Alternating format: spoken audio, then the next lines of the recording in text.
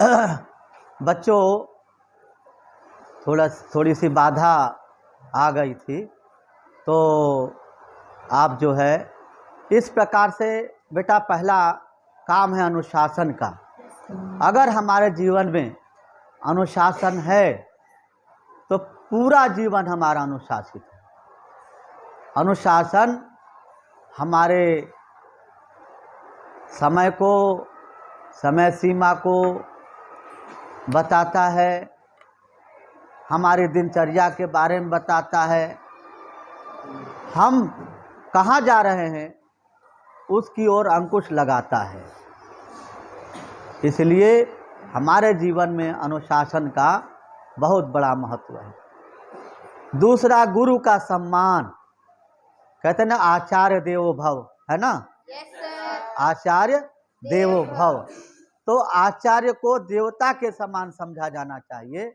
आचार्य, और वो क्योंकि गुरु जो है, गुरु ईश्वर तक पहुंचाने का काम करता है। गुरु ज्ञान की ताला को खोलता है, अपने ज्ञान की चाबी से आपके ज्ञान की ताला को खोल करके आपको प्रकाश की ओर ले जाता है। यदि आपने गुरु का अपमान किया बेटा, तिरस्कार किया, तो आपका जीवन जो है नरकमय हो जाएगा।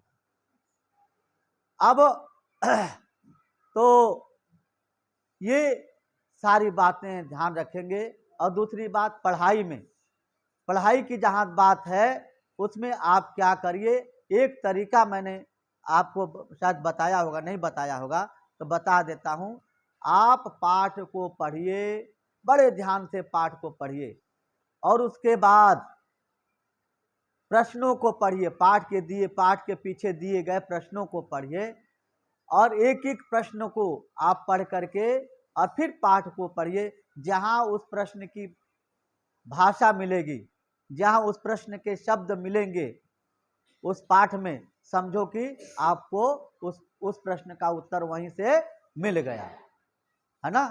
आपके प्रश्न का उत्तर, एक एक प्रश्न का उत्तर आपको मिल जाएगा। तो ये पाठ से प्रश्नों के उत्तर को ढूंढने की जो विधि है, खोजने की विधि है, ये आपको मैंने बताई। यदि अभी से आप इसको करेंगे, है ना, आप जो है इसको अभी से करेंगे, अभी से प्रैक्टिस में आ जाएगी, एक अभ्यास में आ जाएगी। तो अभ्यास जो है, अभ्यास करते करते आप पूरे BA MA PhD तक ये अभ्यास आपका बना रहेगा। तो आप कोई भी पुस्तक आपको मिले, उसके पीछे प्रश्नों के उत्तर को तुरंत ढूंढ लेंगे, तुरंत ताड़ लेंगे कि इस बीच में इसका उत्तर है, इस पाठ में फला का उत्तर है।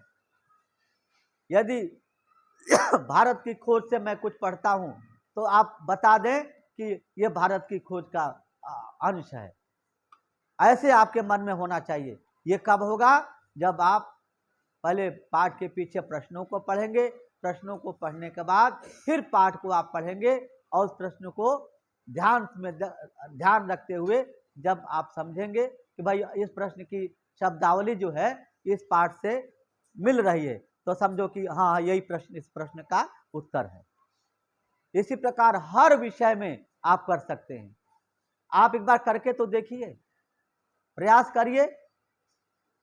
अगर नहीं मिलता तो मुझे आप जो कुछ कहोगे, पर जो मैं बोलता हूं यथार्थ सत्य बोलता हूं, जो कुछ भी बताता हूं मैं सत्य बोलता हूं। जब BA और MA की क्लासेज लेता हूं तो वहां पर भी यही बात कहता हूं, और जब मैं अध्यापकों को पढ़ाता हूं उनको भी यही बताता हूं। अपने विद्यार्थियों को अपने पाठ्य पुस्तक से ही उत्तर ढूंढवाने का, उत्तर निकालने की जो विधि है, आप कैसे करेंगे, आप कैसे सिखाएंगे उनको उत्तर निकालना पुस्तक से? तो ये सारी बातें हैं बेटा, इन सारी बातों को आप ध्यान में रखेंगे और अभी से प्रयास करिए। उधर बच्चे खटखट मत करो, अभी से आप प्रयास करेंगे, अभ्यास बना रहेगा। आप कहते हैं कि करत करत अभ्यास से जड़मति हो सुजान, रसरी आवत जात के सिल पर पड़त निशान।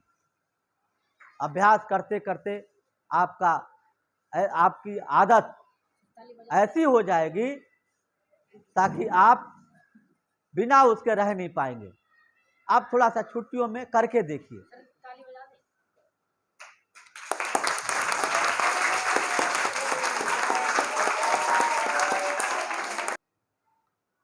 तो इस प्रकार से बच्चों आप प्रयास करें और नवरात्रों में माँ दुर्गा, माँ भगवती आपकी रक्षा करे, आपको शक्ति दे और घर में सुख समृद्धि और सौहार्द बना रहे, ये मैं माँ भगवती से प्रार्थना करता हूँ और यही कहता हूँ कि जीवन आपका सुखमय हो। और जीवन सुखमय रखने के लिए आप जो मैंने बातें बताई हैं, अनुशासन संबंधी, सम्मान संबंधी, मर्यादा संबंधी। राम भी जो है प्रातः काल उठ करके सबसे पहले माता पिता और गुरु के चरण छूते थे। कैसे? प्रातः काल उठ कै रघुनाथा, मात पिता गुरु ना वही माथा। गुरु गृह गए पढ़न रघुराई, अल्प काल विद्या सब आई। थोड़े समय में उनको जो है सारी विद्याएं आ गई और गुरु वशिष्ठ के घर पढ़ने के लिए नियुक्त किए गए और जाने लगे। वहाँ पढ़ते थे, शस्त्र शास्त्र सब सारी विद्याएं थोड़े समय में उनको आ गई। और प्रातः काल उठ करके भगवान राम, लक्ष्मण, भरत, शत्रुघ्न चारों जो है अपने माता पिता और गुरु के चरणों को स्पर्श करते थे। ये मर्यादा है बेटा, यही हमारी कड़ी हैं, यही हमारे आदरणीय हैं। और इनका हम आदर सम्मान नहीं करेंगे तो ईश्वर भी रूठ जाएगा। कबीरा हरि के रूठते, गुरु के शरणे जाए। ईश्वर के रूठने से गुरु के शरण में जाया जाता है। अकह कबीर गुरु रूठते हरि नहीं हो। अब गुरु रुष्ट हो गया तो ईश्वर भी आपकी सहायता नहीं करेगा, क्योंकि ईश्वर तक पहुंचाने का काम वही करता है, ज्ञान का काम वही करता है। और इन्हीं शब्दों के साथ अपनी वाणी को विराम देता हूँ। बहुत बहुत धन्यवाद। आप अपना कार्य करते रहें और छुट्टियों का काम करें और जो इसी प्रकार से माँ भगवती की उपासना करें। अनन्यास चिंतयन्तो माम ये जनाः पर्युपासते तेषां नित्याभियुक्तानां योगक्षेमं वहाम्यहम्। कृष्ण कहते हैं कि जो मेरी पूजा करता है, मेरी उपासना करता है, उसका सारा भार जो है मैं वहन कर लेता हूँ। इन्हीं शब्दों के साथ पुनः पुनः आपको बहुत प्यार, शुभ प्यार, आशीर्वाद, धन्यवाद बनता है।